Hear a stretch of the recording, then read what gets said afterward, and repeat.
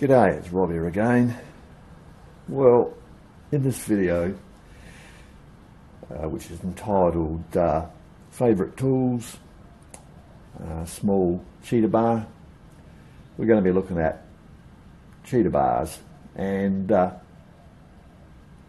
those of you that don't know what a cheetah bar is basically an extension tube that would use on a breaker bar. So if you've got a bolt which you can't break free with a standard breaker bar without busting a gut, you know, people do these things up too tight with rattle guns, or that's frozen, or it's just a hellish and hard high torque nut to undo on something like a axle shaft, splined hub, stuff like that. Rather than bust a gut, you reach for the cheetah bar, which is just a piece of any old scrap tube that will slide over your breaker bar, and that gives you the additional leverage. It's a torque multiplier basically. It's the law of the lever extended.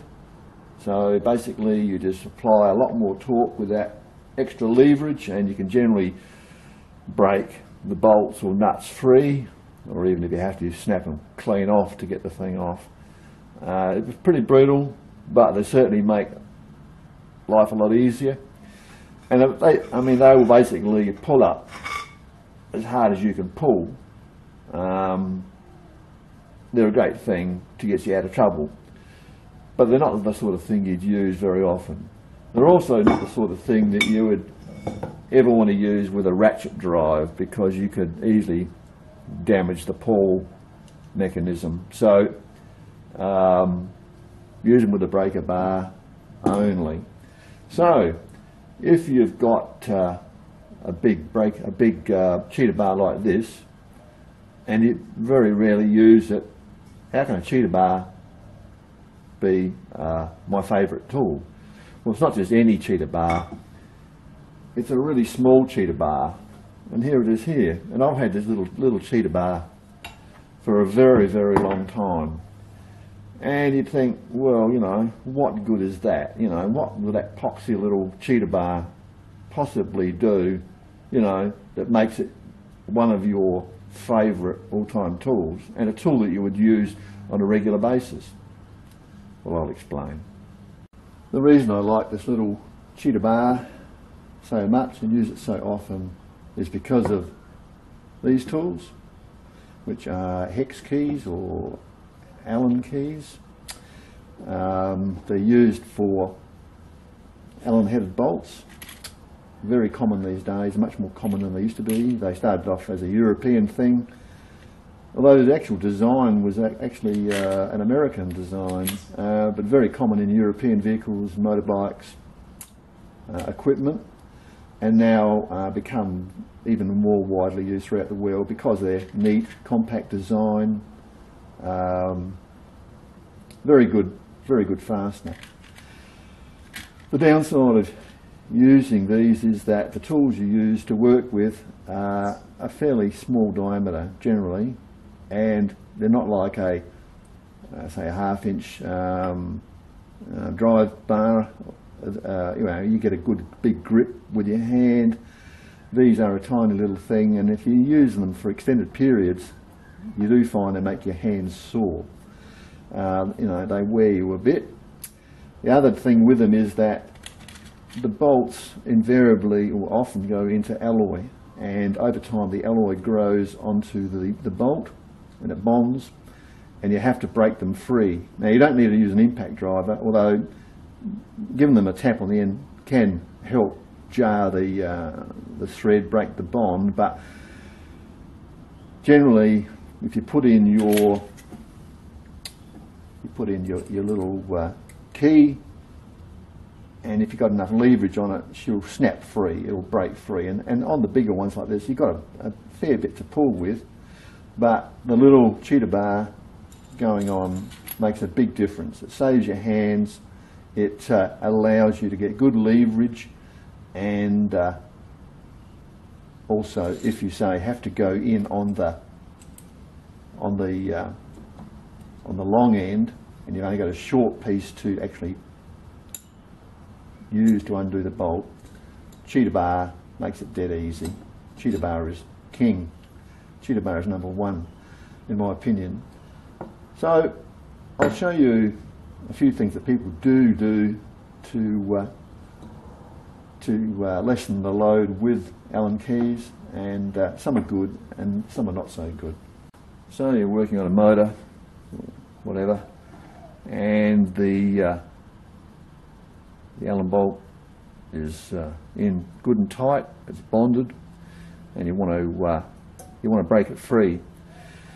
Well, as I said earlier, if you can't break it free by hand, I mean this is a very small one, but if it was a slightly larger one, if you can't break it free by hand, the cheetah bar is king. But there are other things you can do. Generally, you know, some of them aren't very good at all. You often see people, you know, who don't know better, and they reach for the old hammer and give it a good whack on the old ends, smack it with the hammer a few times. That's not a very good idea. I mean, it's good to give them a whack this way, because that may snap the bond, but hitting them with a hammer this way isn't a good thing, because this will spring. It will tend to spring out of the head, and it can damage the spline, the flats. So hitting it with a hammer, bad idea. Don't ever do that. The other thing mechanics often do, because my old man was a mechanic, and the first thing they do is they reach for the ring spanner, and you can undo them like that. That'll give you extra leverage.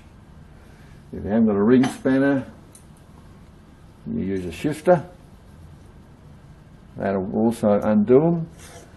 The problem with this is that you're applying all the force in two little places here, whereas your hand puts the force along the whole length of the key, and so does the breaker, the cheetah bar, to a large extent. It tends to distribute the force more evenly, and you can get up closer to the bend, so there's not as much flex going on. And so using a spanner or a wrench on them is not really great. I've seen them bend, snap, and cheetah bar, much better way to go. Okay, the other thing is, what if you can't use the key in that direction? The bolt's right in deep in the internals, and you've got to come in lengthways like that. Well, for a start, you would never use one of these Allen keys or hex keys to do the initial breaking free of the bolt. These have got a ball head on one end. This head here is the normal standard head, and that goes in, and it doesn't really pivot much. That's meant for applying full force. These ball heads are meant to actually undo it on an angle like that. You see, they're a great idea, but they're only to be used once you've actually broken the bond, and just to get them in and out, you know, easily without, you know, dodging stuff. So never ever try and break an Allen bolt free with the ball head. If you do have to use them in this configuration, you would use well, of the right size, of course, you would use one with a square end on it. Once again, the problem then is you haven't got anything to grip. So once again, the little cheetah bar goes on, and it does a good job. I've seen people get their shifter, and they get a shifter on here, and they, you know, try and leave it around with that. But as the flats aren't actually in the right configuration for a shifter, you know, you're coming in on an angle like this, so they slip off, and it's a crappy way of doing it. Once again, the little cheetah bar makes the job easy. So there you go. It's a simple thing, and most people go, oh, you know, what's so good about a little cheetah bar? Well, that's why. If you do a lot of this sort of work, which I do, your hands are important. You've got to protect them, and also it's a more efficient, safer way of doing it. You can feel what you're doing. You're in control, it's a great little tool. This particular one is 230mm long. It's just a nice length, just a good length. It's just a bit of old steel pipe I had. I actually ran the knurl over it at one stage. I had the knurl going, so I knurled this thing, but it's all beat up. It's done a huge amount of work. All the gow's half worn off of it. As you can see, it's had a lot of use. But if you haven't got a bit of pipe like this, this has got a 10mm internal, and it will fit all the regular Allen keys except the very largest one, which you seldom use anyway. If you haven't got any 10mm internal diameter pipe, you could easily machine up something out of round stock, and you could even have a nice fancy little slightly larger diameter end on it if you wanted to. And if you wanted one that would fit all of the most standard Allen keys or hex keys in a set, you would make the internal diameter 12mm, and that would let it go with the very biggest one. But as it is, this one will go over the next size down from the very largest, and as I said, you very seldom use, well, I tend to very seldom use the biggest one of the set. So there you have it. One of my most favourite tools, one of my most regularly used tools. It cost me nothing, but it's ever so handy, and at the end of the day, it makes life a lot easier.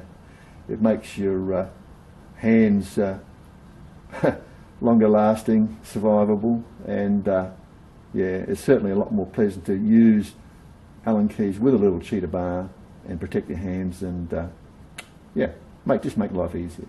Okay, that's it. Simple thing, but often it's the simple things are the best things, and there you have it. So I hope you found that useful. See you next time. Cheers.